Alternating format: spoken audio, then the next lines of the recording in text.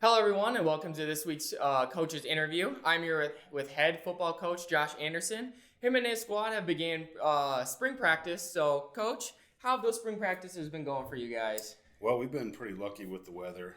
We try to go every other day, and so the weather's been cooperating with us because we'll go out on a day. Sometimes it's cold, sometimes it's nice, and in the meantime, we'll have some bad weather in between. We only had to move one practice, so we went double up on this week with Monday and Tuesday because the weather just ended up being really nice. But it's been a tremendous spring. We're getting a lot of guys, a lot of good reps. We're seeing what we want to see. We're being able to install, speed up and slow down as we need to, but the action's been great, the enthusiasm, the energy, it's been awesome. We've been able to carry over what the seniors who just left us, have left their legacy, and we've been able to keep that going. And the seniors before them, obviously. Things have been going really well. I'm very pleased. We've been avoiding injuries as best we can. We do have a couple situations that have happened with just some pulls and some tweaks here and there, but we'll get a few guys back next week for the spring game. Awesome. So, are there any individuals or groups of guys that we should be looking out for next season?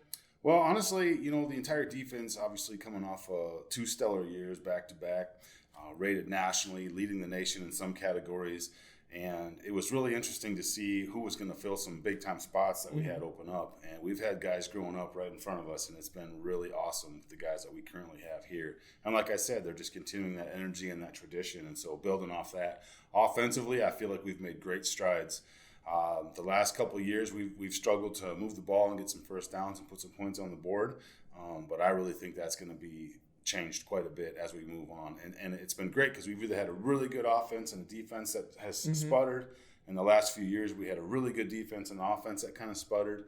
And instead of bringing one down and bringing another one up, I feel like our offense is now coming back up to the level that we prefer it to be without messing with our defense.